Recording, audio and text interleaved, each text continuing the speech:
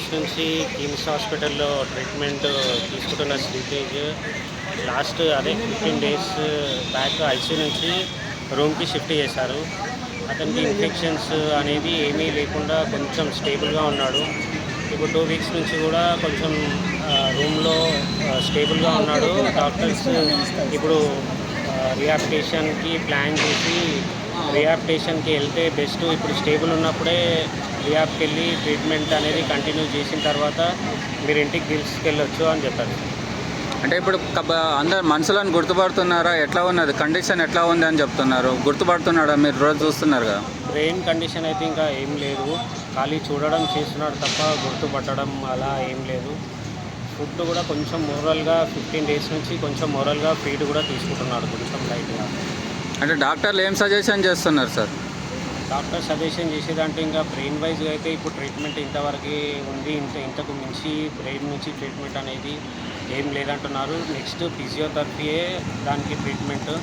రిహాబిలిటేషన్లో physio అవి చేయాలని చెప్పారు. అంటే కంప్లీట్గా బెడ్ రెస్ట్లో ఉంటుండా లేకుంటే లేచి నడిచే అవకాశం? కంప్లీట్ బెడ్ రెస్టే ఉన్నాడు. బెడ్ రెస్ట్ అంటే ఫుడ్ తీసుకోవడము, మందులు తీసుకోవడము మీరే ఇవ్వాలా? తనకు తాను తీసుకునే అవకాశం ఏమైనా ఉన్నదా? నోట్ నుంచి ఏమీ లేదు. ఇంతకుముందు నోస్ ఫీడ్ ఉండే, నోస్ నుంచి ఫీడ్ ఇచ్చారు. ఇప్పుడు గ్యాస్ట్రో స్టిక్ చేసి కడుపుకి పైప్ పెట్టి అక్కడి నుంచి ఫీడ్ కానీ మెడిసిన్స్ కానీ అక్కడి నుంచి ఇస్తున్నారు. మరి అట్లాంటి సీరియస్ కండిషన్ ఉన్నప్పుడు హాస్పిటల్ నుంచి డిశ్చార్జ్ చేసి ఎందుకు తీసుకెళ్తున్నారు మరి? అంటే ఇంకా బ్రెయిన్ వైజ్ వేరే కండిషన్ అయితే నార్మల్గానే ఉన్నాయి. బ్రెయిన్ కండిషన్కి లాంగ్ టైం పడుతుందని చెప్పారు డాక్టర్స్. ఇక్కడ ఉంటే ఇంకా ఇన్ఫెక్షన్స్ అయ్యి అది ప్రాబ్లం అవుతుంది. ఇన్ఫెక్షన్ లేనప్పుడే డిశ్చార్జ్ చేస్తే ఓకే ఉంటుందని వాళ్ళు ప్లాన్ చేసి డిశ్చార్జ్ చేస్తారు. అంటే ఇక్కడ డాక్టర్స్ నర్సులు ఉండగానే ఇంత ట్రీట్మెంట్ జరుగుతుండని అలాంటి పొజిషన్ ఉంటే మీరు ఇంటికి తీసుకుపోయి ఎట్లా చూసుకోగలుగుతారు? ఇంటికి తీసుకెళ్ళము. రిహాబిలిటేషన్ తీసుకెళ్ళి ఒక 15-20 డేస్ అక్కడ ఉన్న తర్వాత కొంచెం మళ్ళీ స్టేబుల్గా ఉంది అంటే హోమ్కి తీసుకెళ్తాం. ఈ సంఘటన జరిగి 140 రోజులు అవుతుంది. అంటే వాళ్ళ చిన్న పాప అంటే లాస్ట్ 20 డేస్ నుంచి రూమ్ ఐసీలో ఉన్నప్పుడు అయితే అలౌట్ చేయలేదు. ఇప్పుడు రూమ్కి ఇచ్చాక అలౌట్ చేశారు. కొంచెం పాప ఉండి అన్నయ్య అది ఇది అని అడుగుతున్నా కానీ ఏమీ బాబు నుంచి అయితే ఏం రెస్పాండ్ లేదు.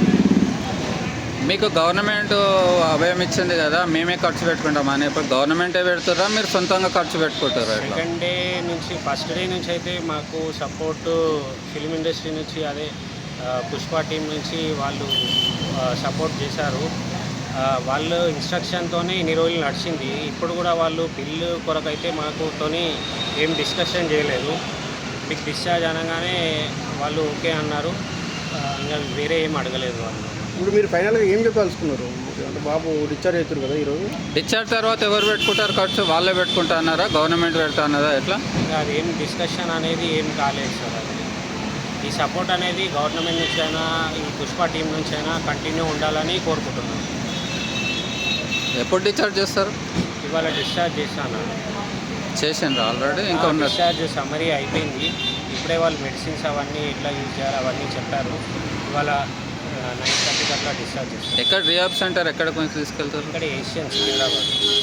ఏషియన్ సికింద్రాబాద్. Asian transplant.